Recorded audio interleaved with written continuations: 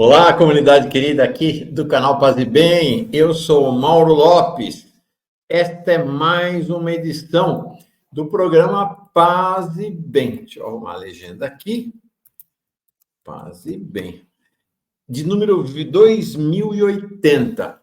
Esse programa está indo ao ar originalmente na sexta-feira, às 6 da manhã. Sexta-feira, 26 de julho de 2024. Você assiste, claro, quando quiser, quando puder, de manhã, de tarde, de noite. Seja muito bem chegado, chegada aqui para esse nosso encontro. Bom, deixa eu fazer um pedido. Aqui no canal Paz e Bem, nós não temos nenhum projeto de atingir 1 milhão, 2 milhões, 20 milhões, 30 milhões, 100 milhões de inscritos. Não, a gente vai indo, vamos crescendo. Estamos chegando em quase 46 mil pessoas inscritas. Então, se você puder, inscreva-se. A gente vai construindo uma comunidade. Esperamos até o final do ano, talvez chegar a 50 mil, quem sabe 50 mil pessoas aqui na comunidade, é bastante gente. A gente também não tem aqui no canal Paz e Bem a pretensão de ficar levantando dinheiro. Então, não tem aqui programa de membro, nem superchat, nem nada. A gente tem um programa simples de assinatura que nos ajuda a manter o canal. Nós temos 3 estagiários que nos ajudam. O canal Paz e Bem hoje, não sei se você sabe, mas tem programação todos os dias, de segunda a segunda, de manhã, de tarde e de noite. Então, esses estagiários nos ajudam, fundamentais para manter o canal aceso. E aqui e ali temos que pagar algumas taxas, alguns investimentos. Então, a gente tem um programa de assinatura bem simples. Se você puder ajudar, está na descrição do vídeo aqui, tá bom? Pois bem, hoje é um dia muito especial, um dia de grande alegria para mim, porque aquele que é um companheiro nosso, um mestre meu, foi uma inspiração nossa na minha vida muito forte. Eu, durante meu período como experiência monástica que tive, não cheguei a ser monge, né, saí do mosteiro antes da minha formação completa, mas quem me inspirava era ele, o monge Marcelo Bastos, né? Eu vi a experiência dele e sempre foi um negócio muito, muito marcante. 2 figuras chaves para mim, que se tornaram 2 amigos, Marcelo Barros e o padre Júlio Lancelotti, foram muito marcantes na minha trajetória na igreja e nesse período de vida monástica. E aí agora, eu estou muito feliz, porque o nosso monge, Marcelo Barros, recebeu o prêmio maior da SOTER. SOTER é a Sociedade de Teologia e Ciências da Religião, é uma instituição muito tradicional no Brasil, tem 40 anos de existência, e ela, nos seus congressos, encontros anuais, ela atualiza o pensamento teológico cristão, não só católico, cristão falado amplamente, e mais recentemente, inclusive, em diálogo com outras expressões de religiosidade. Este prêmio é um prêmio muito importante, porque ele tem como patrono uma das figuras centrais na história da caminhada da igreja no Brasil e da teologia brasileira também, que é o padre João Batista Libânio, né? Muitas saudades dele. Fundamental. E agora, nesses 40 anos de vida da SOTER, o monge Marcelo Bastos recebeu o prêmio maior da SOTER. Então, é o prêmio máximo de teologia do ano, ficou para o Marcelo Barros. Eu vou mostrar o vídeo que a SOTER preparou em homenagem a ele, que é muito bonito, muito tocante, vocês vão gostar. Ele vai conversar com a gente depois, mas eu não vou colocar ele no ar para não constrangê-lo com esse vídeo. Depois a gente conversa com ele.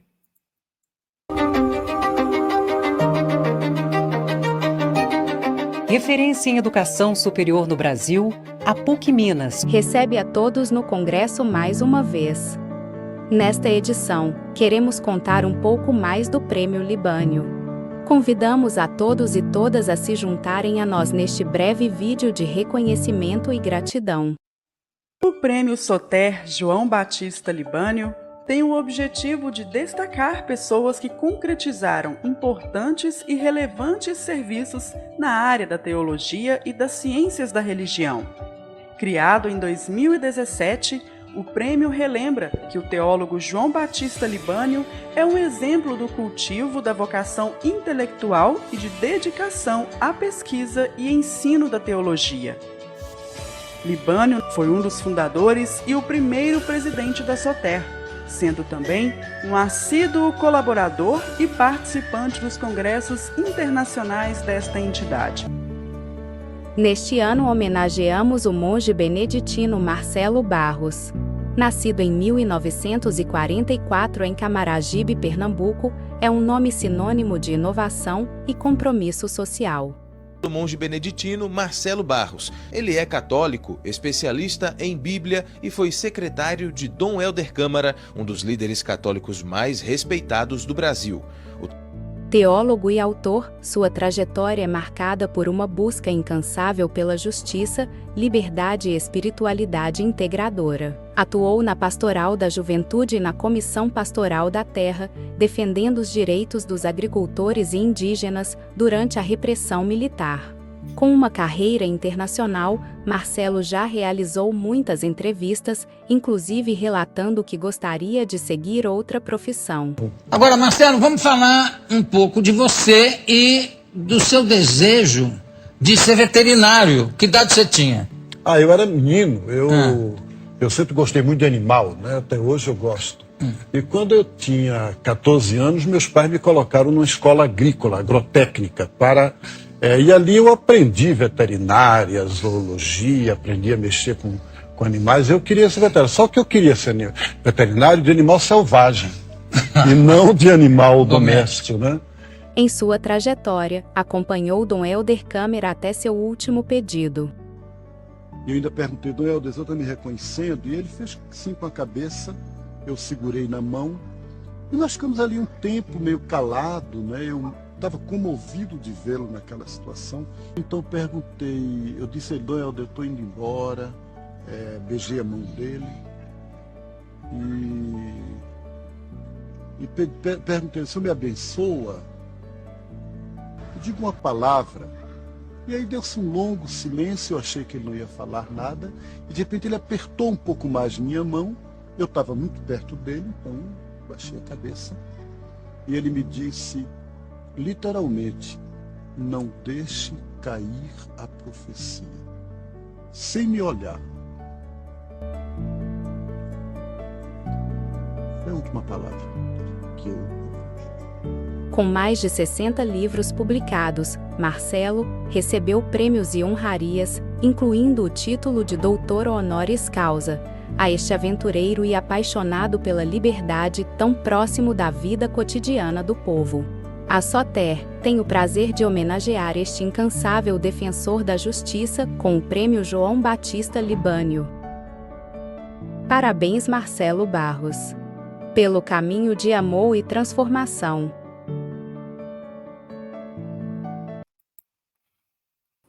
Parabéns, monge Marcelo Barros. Muito emocionante o vídeo. Muito emocionante. Parabéns.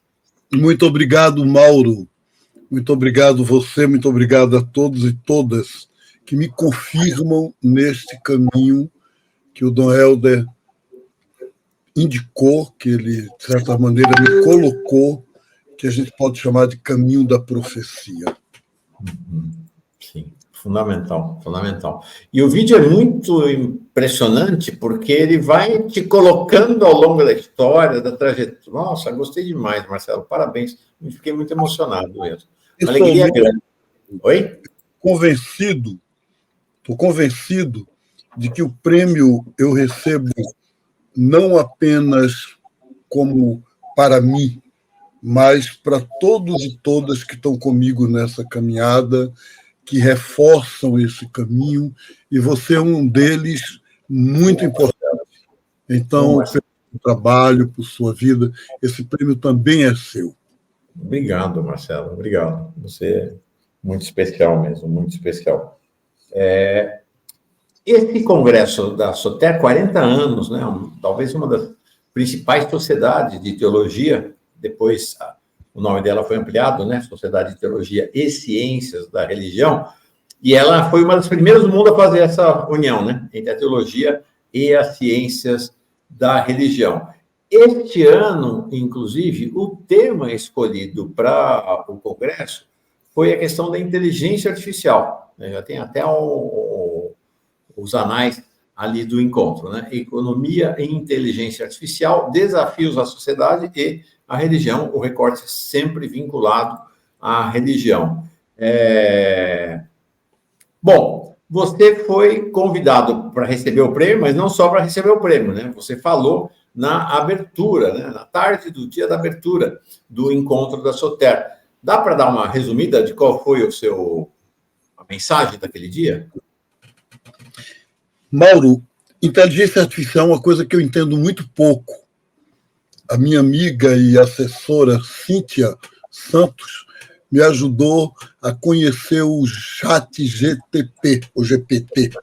E um outro amigo, Sanderson Rotterdam, me mostrou um outro site que abre quase como se fosse PowerPoint. Mas fora disso, eu sou como motorista que, se o pneu fura, fica na estrada. Não consegue mudar o pneu do carro. Então, eu não entendo muito disso. Mas tenho sido, digamos assim, chamada a atenção pelo próprio Papa.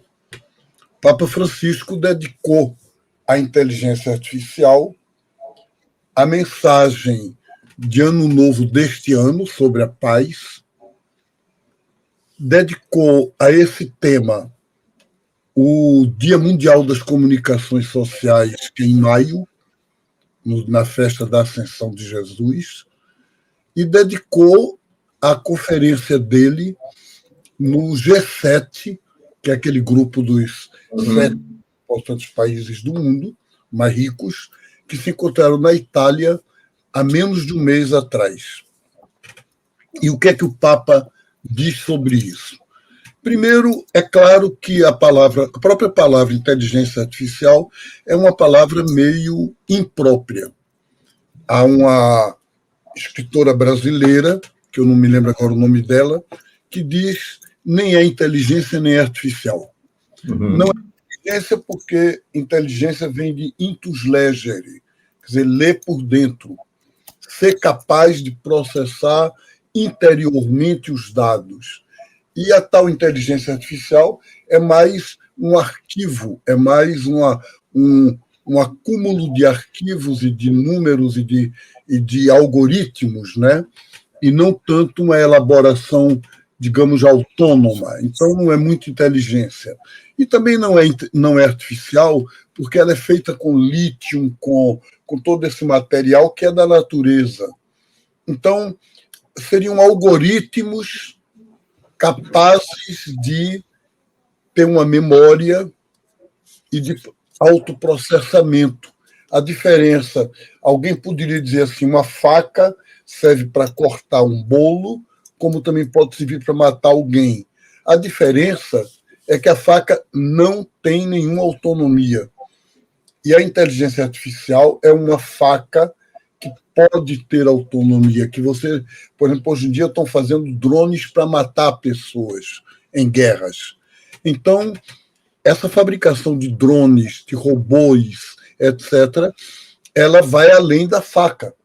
Sim. E, nesse sentido, o Papa pede uma ética, pede um comportamento ou uma direção ou até uma legislação que, de certa forma, controle isso que a gente chama de inteligência artificial. E aí, eu, na minha conferência lá na Soter, eu disse que o Papa peça isso é ótimo, mas provavelmente isso vai precisar de uma atuação laica, uma atuação que vá além das religiões, né? Até porque as religiões no mundo não têm sido instrumentos de paz. A própria Igreja Católica tem uma história colonial, o cristianismo, o budismo, não tem nenhuma religião, a não ser as religiões indígenas e negras, que poderiam talvez dizer que tem um compromisso histórico com a paz. Então, é importante, isso não quer dizer que as religiões não possam contribuir, mas a gente tem que criar uma ética transreligiosa, além das religiões, né? E outra coisa é, Essa proposta da Soter foi inteligência artificial, desafios para o mundo e para a religião. E aí eu dizia, por que não para a espiritualidade?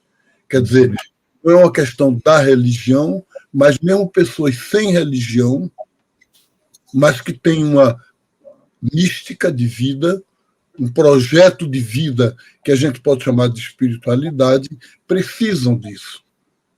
Essa foi a minha palavra lá. Legal.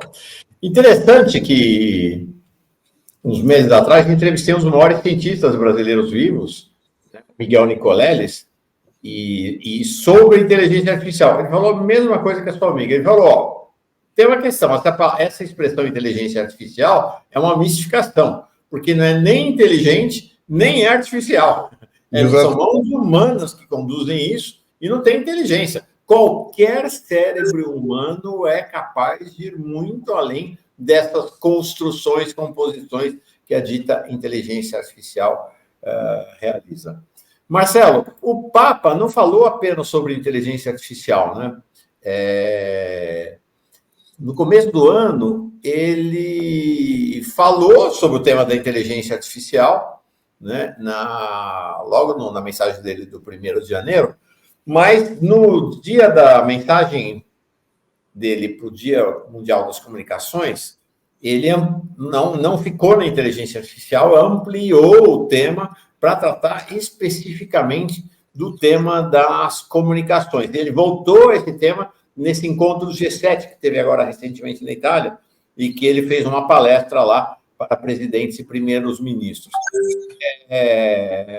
Por que essa insistência do Papa nesse tema da comunicação?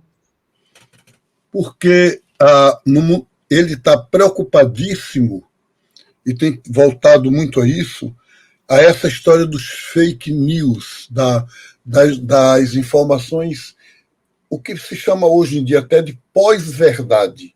Quer dizer, se constrói a notícia, e a notícia dada, ela toma uma importância maior do que o fato. E o Papa está pedindo, então, o tema do Papa tem sido inteligência artificial e sabedoria do coração. E o que é sabedoria do coração? A palavra bíblica sabedoria é experiência. Então, é a experiência do coração, quer dizer, da amorosidade, da relação humana. Então, nesse sentido, a inteligência artificial não pode servir apenas para o lucro, não pode servir apenas para otimizar as empresas que já ganham milhões. Não pode servir como instrumento de guerra, mas tem que ser capaz, só tem sentido a inteligência artificial se ela nos ajuda a viver melhor e a fazer da Terra um local mais aprazível, mais convivial para a humanidade e para todos os seres vivos. Essa é a insistência do Papa. Perfeito. Nesse encontro da Soter, teve muita conferência, debate, oficina, grupos de estudo, e os temas talvez mais desafiadores são dois muito recentes, né, praticamente inéditos no debate na sociedade. Eu queria que você pudesse explicar para nós, situar a gente nesse debate. Um é o transhumanismo e o outro é o pós-humanismo. O que querem dizer esses termos? Eu vou dizer se eu mesmo consigo um pouquinho delinear isso. O transhumanismo me parece que é o uso da inteligência artificial para, por exemplo, uma pessoa está doente e a doença, no momento atual, parece ser gravíssima. Então, a inteligência artificial seria conseguir fabricar formas de salvar a vida. Tem pessoas que, por exemplo, é possível criar um estômago artificial. É possível, por exemplo, existem na ficção filmes que contam que a pessoa está morrendo e alguém pega toda a memória cerebral e até inteligência cerebral e passa para uma máquina. E aquela máquina é a pessoa que não morreu, né? Que morreu, não morreu. Então, o transhumanismo seria essa passagem. E o pós-humanismo é a capacidade de criar vida humana para além do ser humano. Quer dizer, uma espécie de humanidade não apenas virtual, mas uma humanidade que vai além do robô. Existe um filme chamado Emoções Ocultas, que é um casal que compra um robô humano, um rapaz, mas que não é um rapaz, é um robô. E ele entra na vida do casal e, de certa forma, a esposa acaba se envolvendo emocionalmente com o robô. Então, isso gera um problema enorme na família, né? O robô é um robô, não é uma pessoa humana, mas, por outro lado, não é apenas uma máquina que você desliga. Ele tem sentimentos, ele tem memória, ele tem quer dizer, mas como ele foi comprado, então como é que é? Você volta ao tempo da escravidão? Então, isso é o pós-humanismo. Quer dizer, e aí os problemas éticos são muito fortes. Sim. Né? O pós-humanismo ainda é ficção. Os cientistas dizem que não tem como, que não há a possibilidade de você, digamos, transplantar um cérebro humano para o cérebro de uma máquina, hoje em dia ainda é absolutamente ficção. Agora, o transhumanismo não é tão ficção, não. Já tem, por exemplo, o pessoal que está doente com Parkinson. Custa milhões, mas você já tem elétrodos que você introduz no cérebro e você, de certa forma, organiza melhor a doença. E isso é válido, isso é bom. Agora, a questão é, a quem vai servir? Agora descobriram uma vacina para a AIDS. Mas essa vacina, que não é para prevenir, é para curar, ela está vindo para o Brasil. Hoje estava nos jornais. Mas nos Estados Unidos, na Europa, uma dose, tem que tomar uma vez no ano, está custando $42 mil. Nossa Senhora. $42 mil significaria do Brasil R$200 mil por ano, uma aplicação. Então, é viável, tem sentido, para quem e como. Então, essa é a questão. Sim.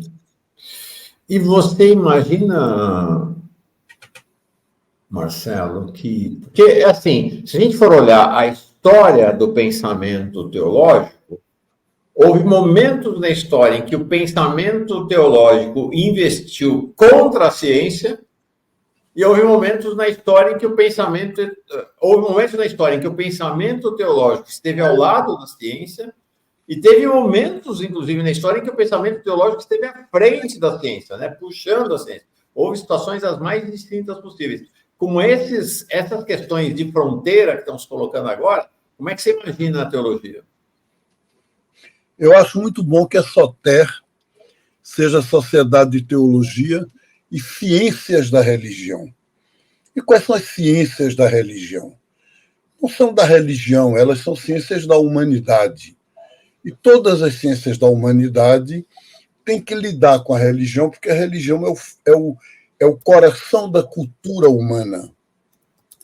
Não existe nenhuma cultura humana que, de alguma maneira, de alguma forma, não tenha desenvolvido uma expressão que a gente pode chamar de religiosa.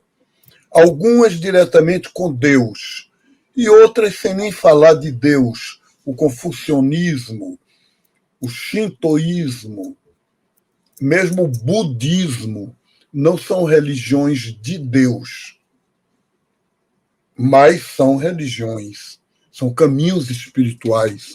Então, nesse sentido, as ciências da religião, elas lidam antropologicamente com o fenômeno religioso, né?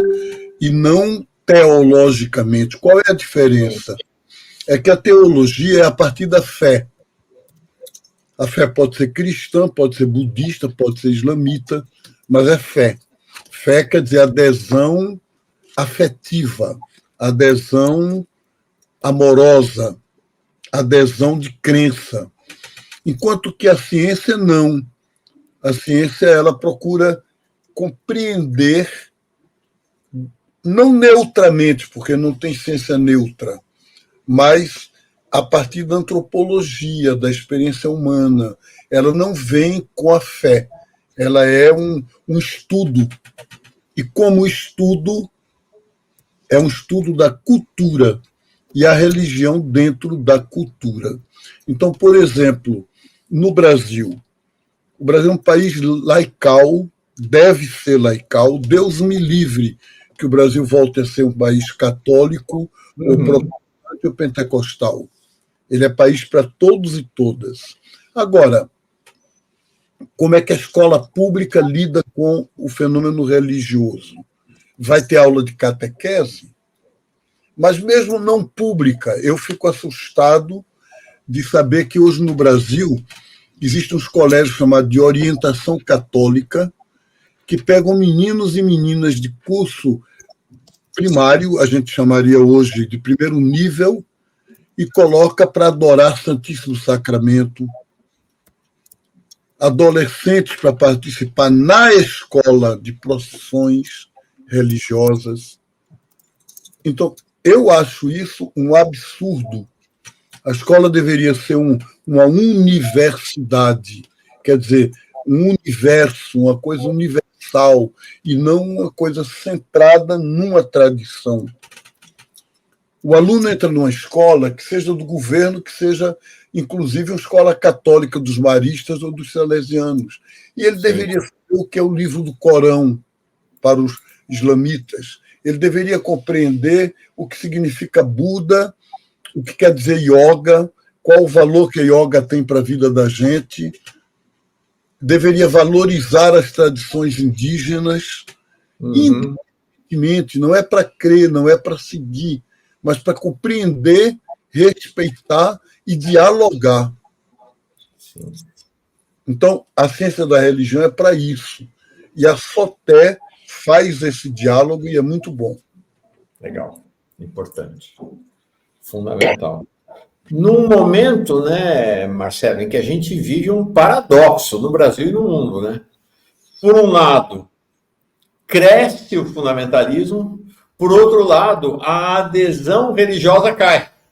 Inclusive, é um fenômeno interessante aqui no Brasil, Marcelo. Você já começa a ver os primeiros sinais de perda de velocidade no crescimento das religiões pentecostais e neopentecostais, porque começa a existir algo que nós católicos conhecemos bem, católico não praticante, né? Essa é uma expressão corrente, né?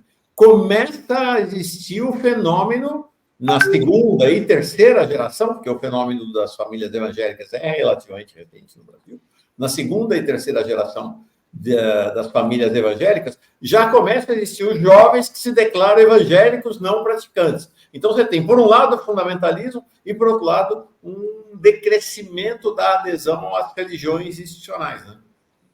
É isso mesmo. As religiões institucionais teriam que se refundar, que se refazer no diálogo com a sociedade mais laical. À medida que elas se fecham em pequenos círculos, naquilo que a gente pode chamar até de bolha, na sua bolha, elas perdem a juventude. Então, nesse sentido, Os sem religião estão aumentando. E eles sem religião não quer dizer sem espiritualidade, sem fé, não. É sem vinculação institucional. Outro dia conversei com o demógrafo José Eustáquio Diniz Alves, grande figura, e ele falou que nesse momento, o IBGE aponta, é o segmento que mais cresce no Brasil, é o segmento das pessoas que se declaram sem religião, e ele mesmo observou. Não é pessoas ateias, agnósticas, não. É apenas pessoas que mantêm a sua fé, mas não estão aderidas a nenhuma instituição religiosa. A minha impressão, Mauro, é que tem um lado negativo, pesado, que é o individualismo. Uhum. Quer dizer, as pessoas hoje em dia não sentem necessidade de pertencer. É um pouco cada um por si. E isso é muito ruim. Agora, por outro lado, há um problema das religiões. Elas não têm sabido se adaptar a uma sociedade que não é mais rural. Se você vai a um culto, no mundo que até uma coisa do ano passado já é antiga, se renova o tempo todo, as religiões ficam nas suas tradições. E a tradição é uma coisa antiga, não é novo. Então, o Papa João XXIII propôs para o concílio 2 critérios: voltar às fontes, portanto, manter a tradição mais profunda, mas, ao mesmo tempo, se atualizar. Eu acho que as religiões têm essa dívida com a humanidade. Se você pegar hoje em dia o missal romano, quer dizer, o missal que a Igreja Católica usa na missa, a linguagem é do século XVII ou XVIII, e não é só a linguagem, o próprio conteúdo, aquilo próprio que diz, que pede, etc., não diz nada ao homem de hoje, à humanidade de hoje. Não diz nada, não fala. A minha impressão é que é completamente voltado para o passado. E entre a Páscoa de Jesus deveria se atualizar, e Deus pede que a gente seja capaz de ouvir o que o Espírito diz hoje às igrejas. Hoje, não apenas ontem, não anteontem, não há 200 anos atrás. E isso está faltando. Legal. Marcelo, parabéns pelo prêmio da Soter. Parabéns, obrigado pela companhia, pela jornada que a gente faz e fará juntos aqui no Paz e Bem na Vida. Dá para... Vou pedir uma bênção especial para você hoje, para todos nós. Boas palavras sobre esta questão da escuta do tempo presente. Muito obrigado. Muito obrigado pela acolhida, por esse momento aqui que a gente sempre pode ressoar a vida, né?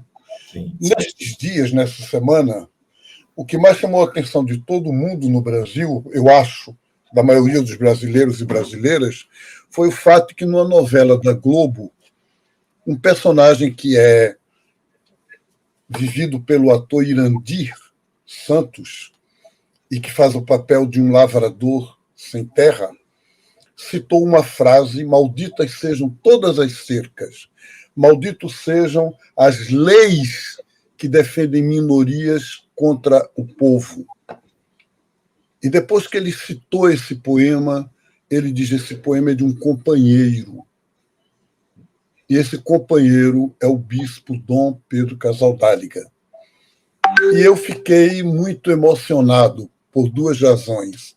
A primeira, que essa poesia do Pedro, feita há 50 anos atrás, nos anos 70, tenha hoje essa atualidade e possa ser dito numa novela da Rede Globo. E a outra coisa que me emocionou foi que isso não se improvisa.